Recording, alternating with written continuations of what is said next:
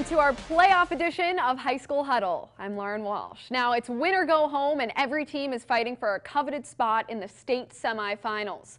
Our lead game features two teams who are very familiar with the late stages of the state tournament. Hartford and St Johnsbury meeting in last year's Division I title game, and it became an instant classic as the Hilltoppers held on for the 33-32 win over the Hurricanes. So tonight, St. J looks to keep its season alive and defend its state title, while Hartford tries to knock off its postseason foe. 5 minutes in, St. J quarterback Jake Cady scrambling away from defenders, and he throws a perfect pass to Hunter Palmieri. Nobody's on him. An easy score to start. The Hilltoppers are up 7-0. Now just 5 minutes later, Cady fakes the handoff and runs the ball into the end zone himself. He goes untouched, and St. Johnsbury's up 14-zip.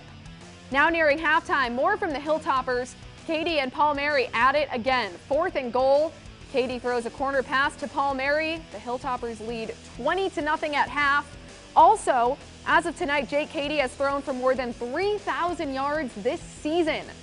St. J keeps it going to shut out Hartford 30-0.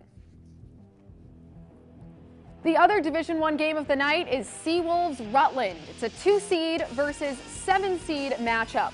But last week, these two went into overtime where the Seawolves took the win. Start of the second half tonight, Seawolves trail 21-6, trying to get back in it, but Rutland's defense comes up big on the third down stop, stuffing Manny Dodson. Building some momentum later, Rutland has the ball mid-third quarter. First down, Dakota Peters finds a hole and takes it all the way into the end zone for 6. That puts Rutland up 28-6 after the extra point. And after a big interception on the Seawolves following drive, Rutland gets it done through the air as quarterback Ryan Moore finds his tight end Ethan Knott in the end zone to make it 34-6 Rutland. The Raiders hold on for a 34-14 final to move on to the semis and face St. Johnsbury. Nearby in Fairhaven, we find the Slaters hosting Spalding in a Division II quarterfinal game. Fairhaven, the reigning D2 champs, hoping to keep a repeat title dream alive. 1st and 10 for Fairhaven. First drive of the game, running back Dylan Lee moves through traffic all the way to the end zone for the first score of the night. 7-0 Fairhaven. Now with about 8 minutes left in the first quarter, Slaters have it again, and they go for the ground game once again. And another time, it's running back Dylan Lee going in for 6 to make it 14-0 after the extra point. A minute later, Slaters with the ball, 2nd and 7. Cameron Kaludi slings it to wide receiver Adam Parker. He beats his defender, beats the tackle, and gets into the end zone.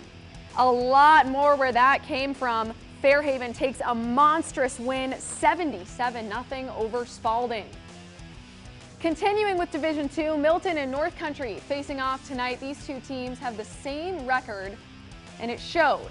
A very back-and-forth game, but Milton gets on the board first. 7 minutes in, Yellow Jackets in the red zone. Quarterback Jacob Laware calls his own number and charges in for 6, making it 6-0 Milton. 3 minutes later, North Country marching down the field. Alex Hogwitz tosses the outlet pass to Ethan Seralt. He dashes down the sideline to tie it up 6-6. Later on, these two still even. It's 14-all. Milton around midfield. On the handoff here, Eric Godin slips through the pack and takes it all the way to the house. Yellow Jackets take the lead 20-14. And Milton keeps its foot on the gas. Check this one out in the fourth quarter. Laware launches the long ball, and somehow Colin Mathis comes down with it. He gets in for the score. A 67-yard play tops off a 30-14 Milton win over North Country. The Jackets are bound for the semifinals. And to wrap up Division II, U32 and Bellows Falls go at it, and the Terriers top the Raiders for the 2nd week in a row, picking up a win last week in the regular season and doing it again tonight in a close one, 20-18, to move on to the semis against Fairhaven next week. Well, that covers all of Vermont high school football quarterfinals, but still to come, a Class D football championship in AuSable and playoff soccer highlights. Stay with us.